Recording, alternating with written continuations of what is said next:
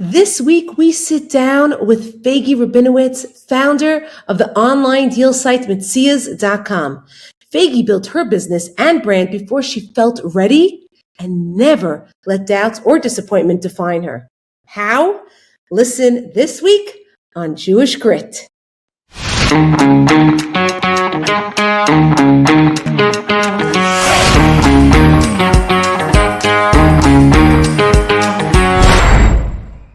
Hi, I'm Jordana, and welcome to Jewish Grit, Olami Mentorships podcast, where we get to meet successful Jewish women and men and get to hear the story behind the story of how they became so successful and how they live a Jewish life with that success. So today I have Faigy Rabinowitz. Hi. Hi, Faigy. Now, Faigy, you have this business called Mitzias, right? Yes. So first of all, let's start off with, just tell everybody, what does Mitzia mean? That's a good way to start. Okay. So Mitzia could mean like a find, like I would say the shoresh is motze, to find something. It could also be like used to say a sale. So what my website does is find good finds, good sales on fashionable stuff, lifestyle. There's really a lot of mix on there. Right, so I know as a user myself, because I love Mitzias. Thank you. Okay, every Jew wants to find something. Like isn't that, it's like a Jewish mentality. It's like, I got it for this amount, And so you could pay the same money, but if you know it was on sale, right? There's something about it. I don't know 100%. Where we get that from. It's like in our blood. It's like our DNA to know that we got to find. And so it's such a cool concept. Yes. So before we even get into how you got into that concept professionally, I'd love to hear where you're from, where you were born, raised, schooling, so on and so forth. So take it away. Funny enough, I was born in Belgium, but it didn't affect my life. Oh, cool. Okay. You were born in Belgium. I was born in Belgium. Yeah, my family was living there at the time. Then they moved to Muncie. How old were you when you moved to Muncie? 1. Okay. So really was like a non-issue. It just sounds cool. It sounds cool. Yeah, and then I grew up in Muncie. I went to school in Muncie, high school in Muncie. Then I got married very young, and I ended up moving to Israel. At the time, my husband's Rebbe told him that it's very important that your wife is busy so she feels happy. And in Israel, it is hard to have a job, with the language barrier. So what I ended up finding was a candy business. That was my first, business job. I bought this candy business off someone, and I was selling candy platters to girls studying in Israel to bring to their hosts for Shabbat meals. Oh, very smart. Yes, it was really cute. It was a cute business. We probably made like $500 a month, nothing major. out of the ordinary, but something. And that was also just a nice way to learn a bit about business because we were trying to build it up. We built a website. Sadly, only a year into us living in Israel, my husband's father passed away and we had to move back. But looking back, the fact that we started this business really gave me it was nice. It was something that I learned a bit about it. I learned a bit about marketing. I learned about building a website. And later on, it proved to be useful. Yeah. So now I'm back in Lakewood in America, and no college degree, little knowledge of running that business. I had a few odd jobs before I moved to Israel, but I was really only 19 at the time I moved. So here I'm already about 20. I have my first kid, and I moved to Lakewood, and right away I need a job. Okay, so what am I gonna do? So I find some desk job. I'm a very creative, outgoing person, and this desk job was literally killing me. I was dying inside. So I had one job. It was a disaster. It was seasonal, and then I got another job, and I was just so not happy. But I was doing it because I needed the money, and it paid. Until one day I was like, okay, as a hobby, I enjoy finding good deals on fashion finds, and I decided to open up an Instagram page. Money was not on the mind. I had no idea how I was going to monetize this, but I started it. And I started an Instagram called Mitzias, which again means a find. And I started with just posting random stuff like good finds for people, sales on items, and not knowing where it was going to go. And at the time, I was still at one of these dead end jobs that I was not happy going to. So then one day, it started as a hobby, and it was kind of embarrassing at the time. Why was it embarrassing? Because no one did it. Okay, now we're talking, it's already 12 years later. Instagram is full of business. People use Instagram as a marketing tool. Back in the day, my friends were posting pictures of themselves going out. It was awkward. Okay. And then to have your friend repost for you, it was what? This is not how we use it. So I would say I was one of the first few to actually put business on Instagram for me. And then slowly a lot of businesses started seeing it for what it was, a great marketing tool. And now Instagram is mostly business. Right. And if it looks personal, probably just marketing. Right. So yeah, so I got in at a good time, which was definitely helpful. I did grow a lot. Yes, we started out with just having a few cute deals. Then, because we knew how to run a website from living in Israel and having our cute little candy business, we used that to propel us forward and to monetize. And we got into the niche of affiliate marketing. And it was slow. I remember like the first few weeks, like if we made like $15, $20, $30, it was like, oh my gosh, Macy's is paying us. And it was also much more one-on-one and like relationships. Like I would meet a rep from Macy's, a rep from Nordstrom. I would go to conferences in Arizona trying to make relationships. Now it's already like metastasized to like a way that like, I don't really know who I'm necessarily dealing with. It's more of just like via emails or through larger networks. But it grew slowly. It was, it was small in the beginning. And then over time we were consistent. What started out just doing, let's say, women's deals and the occasional maybe men's deal. We grew it to have a category for home goods, and then we did it for kids and maternity. And if you would have asked me way back, like, could you take on more? Could you also do home goods? Can you also find, I would have said, no way, like there's no way. But when you take things slowly, one step at a time, all of a sudden it's like, wow, I could do so much. Now I don't only do my deals, I also do blogging and I do my travels and I have a store. I have a clothing store. I have an online website for clothing that I'm selling directly, not even deals that I'm finding online. In case I'm not clear, okay, so the ones online that I'm finding and I was always posting on Instagram were like me finding a great deal on Macy's, on Nordstrom's, on Saks. And I don't own that. I'm just like directing you to that deal. But then I realized that like there was kind of like, I was missing a bit of stuff, like some basics that were like those modest basics that I wasn't finding online. I decided to bring in and sell directly. So I opened up like a sister business called Mitzia's Direct. And that's mitziasdirect.com, and direct is like, it's coming direct from me. So I opened the website. Eventually I also opened up a store. It was gradual and that's how I was able to do it. Yeah. Wow, so that's your professional journey. I love that. How about your personal journey? Because you said you were in Israel for a little bit. That's very common for young girls in certain communities. If their husband is going to go sit and learn, and then you spend some time in Israel. So talk to me a little bit about your upbringing Jewishly, and then what is it like today? So growing up, I was very lucky to be born into a religious home. We lived in Israel. I absolutely loved it. It was kind of crushing that we had to go home, but because my husband lost his father, we needed to be closer to his mother. And that's life. You kind of roll with the punches, in life. There's always going to be things that you want. And you know what? You realize this is where and why. Like, you know what? This is where I'm meant to be. And God has better plans than I do. When you go through things, different challenges, you really learn, like, you get through it. You do it and you roll with the punches, and that's life, And when you're okay with that, you could really accomplish more. In business, always it comes up. Like, there's always going to be things that work out, things that don't work out. And you got to just... Instead of like, don't sit and mull over it. I mean, okay, give yourself a cry for 5 seconds and then you got to move on. You got to feel it. And you feel it, but then very fast move on because. I once heard this beautiful concept. If somebody has a cup of orange juice and someone knocks into you and you spilled the orange juice, the question is, why'd you spill the orange juice? So a lot of people say, because someone knocked into me. I say, no, that's not why you spilled orange juice. You spilled orange juice because you had orange juice in your cup. If I would have had tea in my cup, I would have spilled the tea. If I would have had milk, So the idea is that whatever we have inside us is always going to get spilled out. Meaning someone's always going to, because everyone's going to hit. You're going to get knocked. Meaning someone's going to bump into you. There are bumps in life. But what you keep inside and what you fill your life up with is what's going to spill over. So if you're a person of joy, then the joy comes out. But if you're, a sad person, angry person, that's what's going to come out. So you have to be mindful of what. That's amazing. Yeah. That is amazing. Like, it's a beautiful concept. Like, I personally have suffered some losses. Like, I had 4 miscarriages actually in a row. Oh my gosh. And it was very like, whoa, each time. But then you pick yourself back up and you live another day and it's fine. It doesn't become, some people take a pain or something hard that happens in their life and they make it their personality. But these things are there to help you grow and become a better person, not that you should become what happens to you. Talking about, we go through challenges. Personal challenges, business challenges. So, we'll talk about, that's a personal challenge.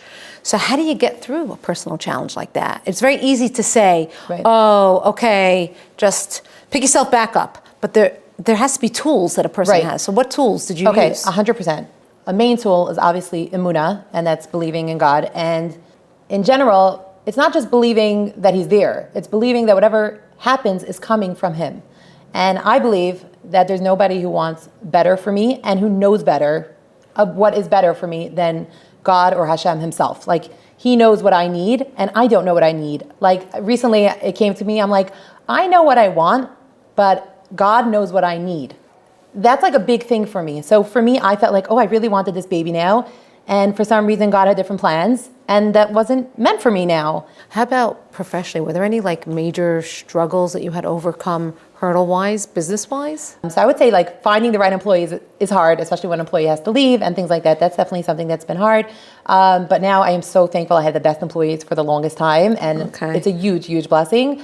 I would say something else that's hard is, just getting yourself out there and marketing and constantly like growing. You don't want to ever like reach that point where you're like stagnant, because we try to say like, if you're not going up, you're going down. So there's no like just staying there. We're always trying to grow, because everyone around you is also trying. So you kind of want to keep up. You want to, obviously I try to look at my own lane and not worry what other people are doing, but at the same time, you don't want to like become stale. You want to always be creative. You want to always be growing. I think that's very important. That's the whole purpose of competition. I think competition is good. Competition. It's healthy competition. Just same thing like if there's only one school in town, then sometimes it won't be as wonderful. Right, because they get a little lazy. Human nature, unfortunately. But we have good competition, healthy competition, it keeps you on your game, I would say. So that's fine. How do you balance being a mom? I don't know. I know you mentioned earlier you had a 12-year-old, and I know you had mentioned now you had the miscarriage. I don't know if you had anyone afterwards. So I had 3 children, and I only had the miscarriages after. So I have a 12-year-old, I have a 9-year-old son, and then I have a 6-year-old son. And they're all delicious. Another thing I thank God for every day is my kids. They're so delicious, and they're healthy,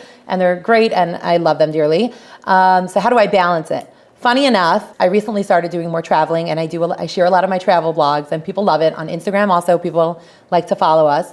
And just the other day, I was doing like a question and answer, and somebody asked me, she's like, you should really stop traveling because you have young children, and this is the time when your children need you. So like, stop playing games. And I shared this after on because I like to, it's all anonymous, and then I share it and I give my answers.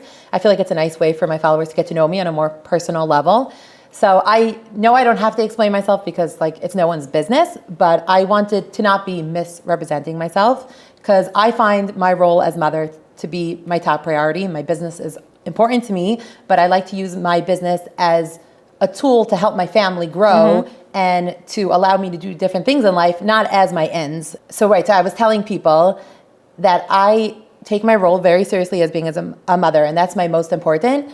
But at the same time, you need to fill yourself up so that you can give to them. So there's a balance. I love my children. I am always there for them. I do their homework every night, and I'm very into homework, and I get them out for the bus every day. But every once in a while, you need to be able to recharge. At least for me personally, I'm a very creative, fun person. I like to be like, I like that feeling sometimes of just being free and fun and young. And especially for me, being a BC Aqua girl that I was, I did get married very young. I found someone very young, and I was still full of fun, and I don't want to be old. And I love my children, and we have tons of fun together, which is beautiful. But there are those few times you just want to like hang out with girlfriends, and that's totally fine. I found it like a disturbing question the way she asked it, but then I was able to share that I feel like me going away, me sometimes having fun, having that balance, lets me be the better mother. Correct. Because you don't want to ever, God forbid, be resentful to your children, be resentful of your life. Like, I love my life. I appreciate the blessings, and me going away lets me see my blessings and lets me come home full, able to give. So what does a typical day look like for you? Like when you wake up, how does it look? I wake up, get my kids up, make sure everyone's getting dressed. Some days we make breakfast, usually scrambled eggs and bread for the kids. And then we rush off to school. My boys have carpool, my daughter gets the bus. And then the house is quiet. And I enjoy like those 5 seconds of it being quiet, And then I usually eat my own breakfast, then I go pray. And I wasn't always so good about praying every day. And then it kind of hit me that like, I really want to, and if you really want to do something, you have to make the time. Like the time kind of exists if you like want it enough, So then I would set aside time every day, I pray, and I'm able to say the things I'm thankful for. It gives me like, it grounds me. Then I'm working, so that's like around 9:30 till 3 o'clock, I go pick up my son. So you work from the house mainly, or do you go to the store? I go sometimes to the store. The store is really right next door, so I sometimes go over, but mostly I just work from the house. I have a very hard time like focusing when there's other people there, because I love talking, I love interacting, socializing. So it's a distraction. So I do love just being able to focus, working at home where it's quiet. And I appreciate the quiet in the house, like it's nice. And then I go pick up my son like at 3:00 usually, and then I start figuring out what I'm doing for dinner. And then like at night, like it's more like homework. I'm very focused on my kids doing their homework. I feel like it's super important. And then it's supper, the kids play, I'm watching them. And I put them to bed around like 7:30. And then it's like winding down. Like I like to do some fun stuff. Sometimes at night I'll exercise. I go on my treadmill and chill a little bit. So that's really nice. And then I also do some like creative social media stuff, which is fun for me also. Like I'll make a reel, I'll, like set a table. Like those are stuff that I really enjoy. Okay. So then I would do a bit of that at night also. Okay, so what would you say today to your younger self going back? You can find what you love. There's always been that cliche, which I've always heard, love what you do, never work a day in your life. It sounded so cute. I'm like, hey, I go to school, don't love it. Like I went to work, I didn't love it. And now finding what I actually do love doing, I so enjoy building this company. I enjoy bringing people good deals. I love it. I love like the interactions I have with all the people on social media. Like I really enjoy what I do. I never wake up anymore like, oh, I don't want to work. Like I never had that. And yeah, when I was doing those dead end jobs in like the beginning of my life, like, yeah, I was not happy to wake up the next day. I was not looking forward. So I would tell myself, don't give up on yourself. Go for the best. Like don't take second best. You could grow so much more when you're in the right environment for yourself. Like it will nurture you and you'll have so much better opportunities. Now, going through life, was there anyone gave you words of wisdom, like certain words or mantras that really stuck with you that helped you along your personal journey or your professional journey? So I would say my husband's rabbi telling us about focusing on honesty, and like I find that all our blessings come from working with honesty. That I feel like was a very important thing that I try to live with. Yeah, I also, another thing, I don't think I've heard this from anyone specific, but personally, something I try to live by is whatever I'm doing, whatever I'm sharing, I want to be like glorifying God's name with it. I want to be making a Kiddush Hashem, as we call it. I want to be giving over something positive. I want to be inspiring. I feel like when you're giving anything over, if your focus is on how the person receiving it will receive it, it's much easier. It gives you like you feel like you have a purpose. It gives you like more reason to do what you're doing. So that's another thing that So if somebody wants to start a business, what would be your words of advice to them when they get started? So I have some friends who like have ideas and they're going to start like writing papers. Then they're going to go like hire someone to like speak it out with, and they're going to look for a mentor and they're going to speak it through and they're going to focus. And that's a beautiful thing definitely to do. But some people get stuck on the thinking, on the maybes. Should I do it? Should I not do it? How much money do I need to invest? And they're so stressing on the details that they never let it happen. And sometimes you got to just take a little bit of a risk. Don't be so scared to fail. If you have a good idea, just go with it. A lot of times that doesn't require a lot of investment of money. It could just be like investing your time. A lot of times it's just about getting out of your comfort zone. Like you're a little embarrassed, you're a little scared to do this, but you got to take the leap, because if you never try, you'll never succeed, as we all know. But it's so true. Like so many people have concepts and it just stays in that stage of a concept. You have to not be scared to take that jump. And even if you're not fully ready, it's okay. Worst to worst, it won't be successful. What would you say is grit? When things are hard, like working through them. Sometimes when people see something tough, they just like kind of crumble and be like, oh, I don't know what to do. But like, that's what we call nowadays a snowflake. And that's not what we want to be. When something's hard, we are going to work through it. You take your minute and then say, okay, instead of living in this stressful situation of right now, let's think about how I could move on. And what's my goal going to be? And how are we going to, let's make a plan. I would say grit is like always focusing on what we could do to fix things as opposed to focusing on the problem. And now if I say Jewish grit, I do feel like as Jews, we have this confidence. We know we're the chosen nation and we're like, we got this. We know that we have a special mazel. Like, God definitely has shown his light upon us. And we've got this. If you're like a kid going into a new company, and you're just like a random person, a random intern starting out, you're very nervous. But if you are the boss's son, you got this. You've got this. We're all the boss's son. God has got us, all of us. You know what I mean? And if we have that like confidence that we're he's going to take care of us. What makes you the most proud to be a Jew? What makes me the most proud is definitely Jewish values. The fact that we even have values. Like in the world today, nothing, like so many things no longer have meanings.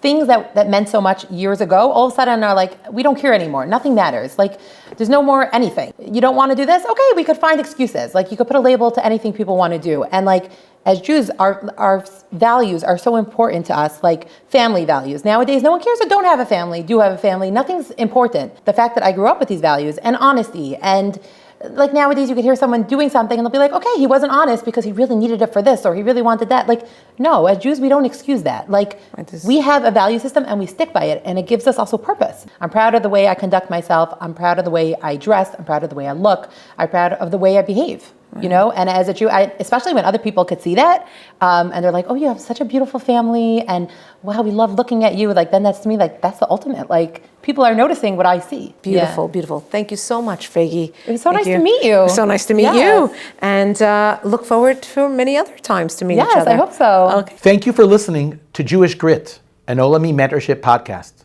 At Olami Mentorship, we believe that everyone needs a mentor. What better way is there to tap into your personal and professional potential than with a Jewish mentor at your side? Learn more at olami.org/mentorship. Don't forget to keep listening on Apple Podcasts, Spotify, or wherever you get your podcasts.